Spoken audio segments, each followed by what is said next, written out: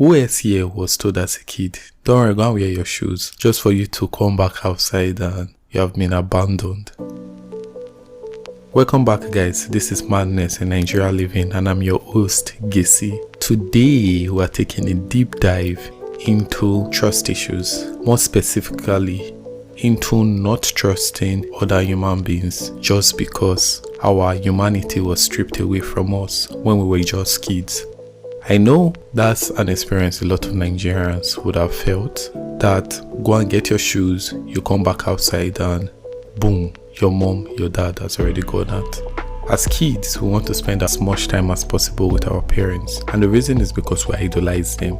And when these parents, instead of communicating that they can't spend time with us, where they are going to is not conducive for a kid, or it's really not just appropriate to take a kid there, instead of communicating that with us, they just disappear. What that does to you is, you for the first time will feel lonely, abandoned, and you are all alone. This is something that I don't think people necessarily pause to think.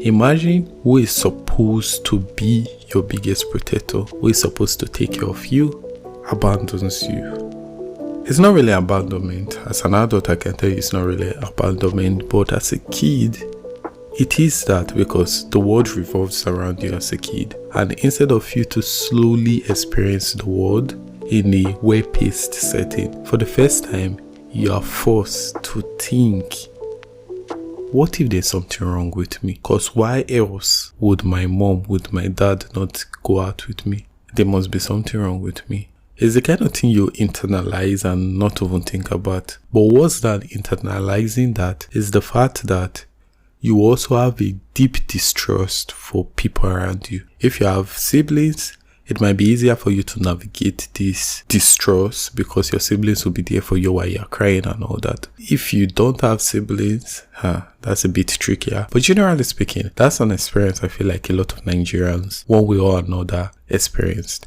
Your mom is going out, your dad is going out. Instead of them to communicate that with you, that you won't be able to go out with them, they just tell you, go and get your shoes. When you go inside to get ready, you come back outside and you are all alone. There's confusion there. But what does that do long term, and how does that affect you long term? This is where we're about to push the first block in a domino.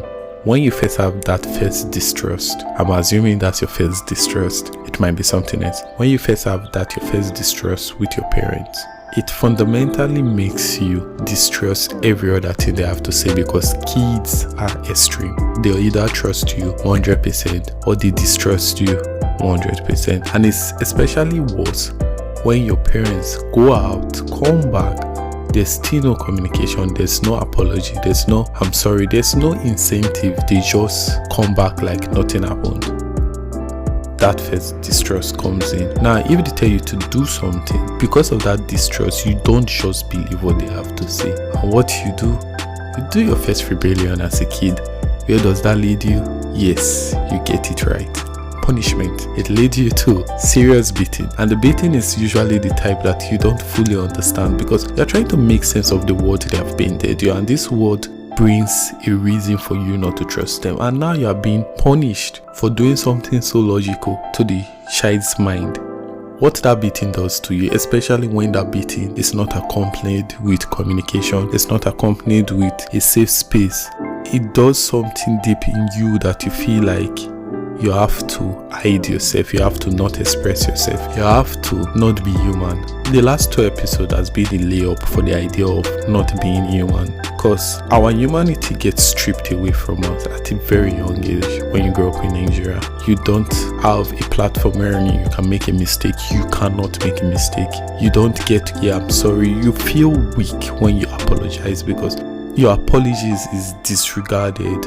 And when you become an adult, you don't see a need to, because your humanity has been stripped away from a young age. And because of that lack of humanity is why we have a deep distrust for one another. It's why we find it difficult to trust the government. The government has given us a lot of reason not to trust them. It's why we find it difficult to trust the system. The system has given us a lot of reason not to trust them. It's why we find it difficult to trust religion. Religion has given us a lot of reason not to trust them. If we don't trust this, how do we still abide by it? Because fundamentally, Nigerians are wicked. And that fundamental wickedness is why we can still go by. The fundamental wickedness is us feeling, when it's our time to be in power, we would abuse it too. So let's just wait till it's our time to be in power. It doesn't mean we trust in the system. It just means we live with the madness. But we can't keep on living that way. We can't keep on not trusting. We can't keep on abandoning our humanity, because it is when we find our humanity that we can find reasons to navigate interpersonal relationship. We can find reasons. And this is a very vital skill in the internet era, where it's very easy for you to seclude yourself and just be online the whole time. In doing that, we have seen correlation with poorer mental health. So how can we as a country go forward? I do feel the opportunity of going inside to pick your shoe gives you ease. At a young age, you understand that, first of all, life does not go as planned and life does not go around you. But that is something that has to be communicated to a kid. And because a lot of us have our humanity stripped away from us at a young age, we don't really understand these little lessons. We say we do, but we don't. We see it as a reason to shy away from challenges, or we see it as a reason to justify not being part of bigger communities. And these strips us away from the opportunity a community gives to you. It strips us away from the opportunity challenges give to you. It strips us away from the opportunity mistakes gives to you, because through mistake you learn to be better. Through these things, that's how we keep on moving, that's how we keep on growing. And I think, for once, we can look back and look to ourselves and think of ways we can build trust in others, ways we can trust that we as a country can make the country better. Because at the end of the day, the country is made up of individuals, and the individuals are humans, or are supposed to be humans. And even through the madness, we can find our humanity. We can find ways to say I love you to each other. This is the craziest thing. I sent a broadcast message to all my contacts saying I love you, and one of the most beautiful things I experienced from that is saying that a vast majority of my contacts, both male and female, could just say I love you back. Of course they were outliers, but to trust that I can say that to them without having an ulterior motive is something that I feel I really appreciate as a human. And I think that's the kind of experience that makes it easy for me to go through lows and not feel lonely. And that's the humanity that comes from fully expressing yourself. That kind of humanity, I do believe, comes from trusting in not just ourselves, but trusting in other humans. So for us that our humanity was stolen away, we have to find it in trust in other humans. We have to remember that, yes, it's unfair that things doesn't always go our way, but we can see opportunities from the being at home. Because I do think that when you are left at home, abandoned, you can just cry, mope and sleep. Or you can watch the favorite TV show that your parents will let you watch. Or better still, you can watch rap music like Lil Wayne at a young age that will fuck you up long enough for you to create a podcast long term. You'll never know. But that's the opportunity this brings.